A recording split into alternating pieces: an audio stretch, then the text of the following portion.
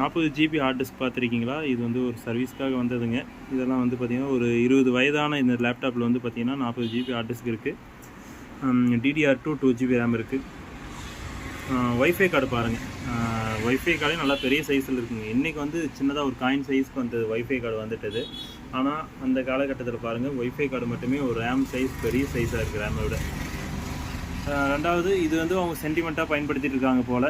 இன்றைய காலகட்டத்துக்கு தகுந்த ஒரு லேப்டாப் வாங்கணுன்றது அவங்களுடைய ஆசை. அது மட்டும் இல்லாமல் இதையும் சரி பண்ணி வச்சுக்கலாம் அப்படின்ட்டு இன்றைய காலகட்டத்திலையும் இயங்கி கொண்டு இருக்குது இந்த லேப்டாப்.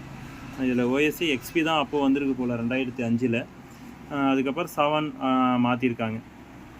இந்த 40 ஜிபிலேயே டேட்டாஸும் வச்சுட்ருக்காங்க. ஏன்னா இன்றைய காலகட்டத்தில் வர லேப்டாப்லாம் இவ்வளோ வருஷம் உழைக்குமான்னு தெரியலிங்க. ஏன்னா இன்று வாங்குகிற பர்சனல் லேப்டாப்லாம் அவ்வளோலாம் உழைக்கிறது கிடையாது. ஒரு வருடம் முடிஞ்சாலே சிறு சிறு பழுதுகள் வர ஆரம்பிக்கும். அதுக்கப்புறம் வேறு லேப்டாப்பே மாற்றுற அளவுக்கு கொண்டு போயிடும்.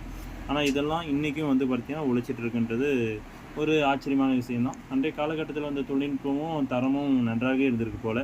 இன்றைய காலகட்டத்தில் வர தரம் குறைச்சிட்டாங்க. எலக்ட்ரானிக்ஸில் எவ்வளோ இந்த தொழில்நுட்பத்துக்கு மேம்படுத்தி கொடுக்கலாம், ஆனால் கொடுக்க மாட்டேன்றாங்க.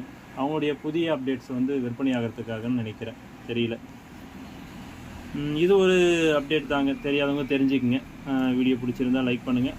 நிறைய வீடியோஸ் நம்ம சேனலில் டிப்ஸு, இந்த கம்ப்யூட்டர் லேப்டாப் பற்றிய தகவல்கள்லாம் நிறைய கொடுத்துருக்கோம். போய் பாருங்கள். பிடிச்சதெல்லாம் லைக் பண்ணுங்கள், ஆதரவு தாருங்கள். அடுத்த காணொலியில் அடுத்த வீடியோவில் சந்திக்கலாம் புது அப்டேட்டோடு. நன்றி.